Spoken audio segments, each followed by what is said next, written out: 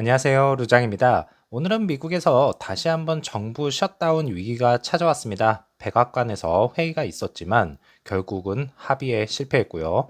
이제는 현실화될 가능성이 커지고 있는데요. 이번 셧다운은 단순히 정부 문 닫는 수준을 넘어 경제 데이터 중단과 함께 해고 위협까지 겹쳐서 파장이 클 것으로 보입니다. 지금부터 하나씩 정리해 보겠습니다. 셧다운 위기 배경에서는 백악관 회동에서도 타협은 실패했고요. 민주당 슈머는 차이가 너무 크다. 부통령 벤스는 셧다운 간다. 트럼프 대통령은 민주당 탓이다. 그리고 우리는 대량 해고도 고려 중이다. 라고 말했습니다.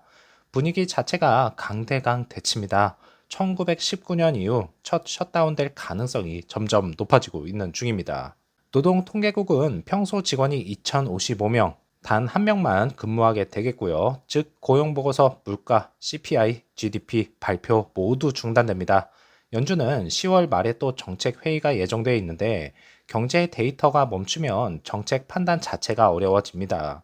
경제는 이미 칼날 위에 있죠. 고용 둔화, 인플레이션 상승, 셧다운은 불난집에 기름 붓기라는 분석이 나오고 있는 이유입니다. 정부 직원과 해고 리스크는 과거 임시 해고는 복귀 후 밀린 급여를 지급해야 되고요. 이번 트럼프 행정부에서 영구 해고 검토 중이라고 합니다. OMB 지침은 대통령 우선순위와 맞지 않는 부서 모두 정리하라 이렇게 언급되어 있네요. 즉 이번 셧다운은 단순히 잠깐 멈추는 것이 아니라 정책적 구조 조정의 기회로 쓰일 수 있다는 점이 다릅니다. 일상생활에 미치는 영향이 정말 큽니다. TSA 요원과 관제사는 무급으로 근무를 해야 됩니다. 그렇기 때문에 결근이 늘면은 비행기가 당연히 지연이 되겠고요. 국립공원도 또한 폐쇄가 됩니다. 여권 발급도 일부 지연이 되고 SEC에서는 금융시장에 대한 규제 인력을 최소화시킬 겁니다. IRS는 단기적으로는 정상 운영이 되겠고요. 과거 셧다운 때도 TSA 결근 때문에 공항에서 대혼란이 빚어진 적이 있다고 하네요. 유지되는 서비스는 사회보장연금, 메디케어 지급은 되겠고요. 학교 운영은 정상적으로 진행이 됩니다. 또한 우편은 정상 배송될 것입니다. 즉, 국민 생활 필수 서비스는 유지되지만 곳곳에서 불편과 혼란이 발생될 수 있겠습니다. 그래서 정리하자면 이번 미국 정부 셧다운은 단순한 예산 갈등을 넘어서 경제 데이터 공백 그리고 대규모 구조조정 시그널이라는 점에서 과거와는 차원이 다릅니다. 투자자들에게 시장의 불확실성, 국민들에게는 생활 불편, 그리고 정치적으로는 대선 전국 속 힘겨루기. 앞으로 상황이 어떻게 전개될지 정말 잘 지켜봐야 되겠네요. 증시 상황과 EV 세액 공제에 대해서도 내용 등이 나오면서 EV 섹터주에도 영향을 주었습니다. 그래서 리비아는 마이너스 3.74% 하락했고요. 테슬라는 플러스 0.34%, 루시드는 마이너스 1.33% 하락했습니다. 현재 프리장에서도 마이너스 1.98% 하락하면서 시작을 하고 있네요. 오늘 잘 버텨주었으면 좋겠습니다.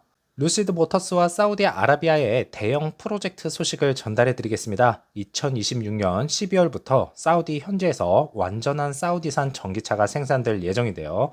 이건 단순한 공장 가동이 아니라 사우디 비전 2030 국가 전략과 루시드의 생존 전략이 맞물린 빅피처입니다. 자, 그럼 어떤 의미가 있는지 하나씩 살펴보죠.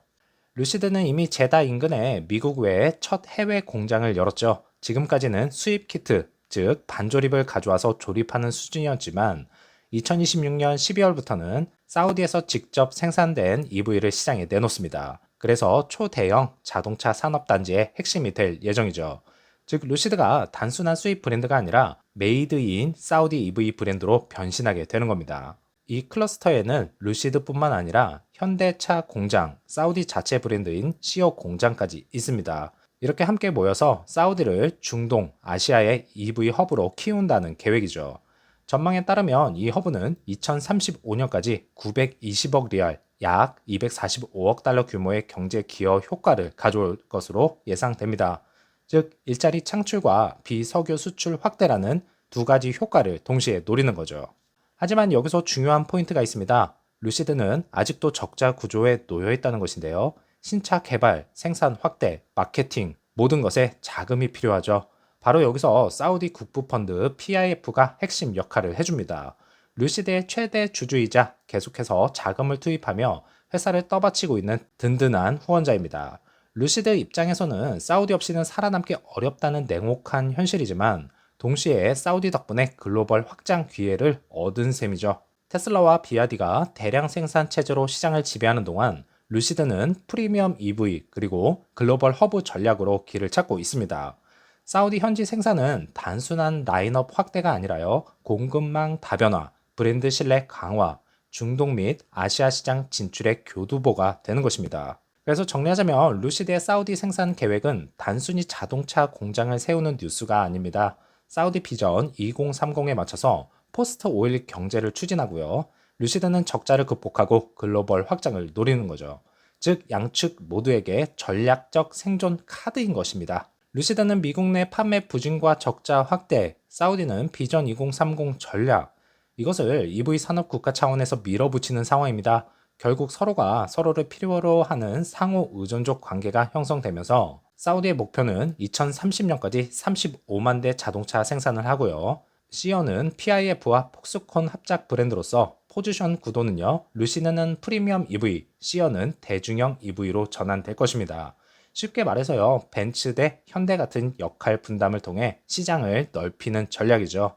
현지 생산은 단순히 차를 찍어내는 게 아니라 수천 명 규모 고용 창출, 부품, 배터리 산업 동반 성장, 자동차 산업 생태계를 통째로 키워내는 효과가 있습니다. 따라서 사우디가 끝까지 자금을 지원해 줄 수 있느냐가 가장 큰 변수일 것입니다.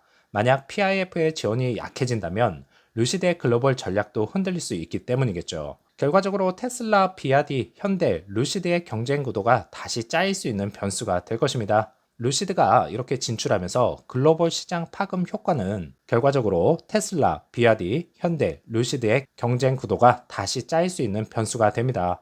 즉 사우디는 EV 허브로 부상하고요. 루시드는 글로벌 공급망을 다변화하는 거겠죠. 정리하자면 사우디는 석유 의존도를 벗어나서요, 포스트 오일 경제를 향해 달리고 루시드는 적자 위기 속에서 생존과 글로벌 확장 카드를 손에 쥡니다. 결국 이건 국가 전략과 기업 전략이 맞물린 동맹 관계라 할 수 있겠습니다. 오늘은 미국 정부 셧다운이라는 불확실성부터 루시드와 사우디가 함께 그려가는 새로운 전기차 미래까지 살펴봤는데요. 위기는 언제나 존재하지만 그 속에서 기회를 발견하는 것이 진짜 힘이겠죠.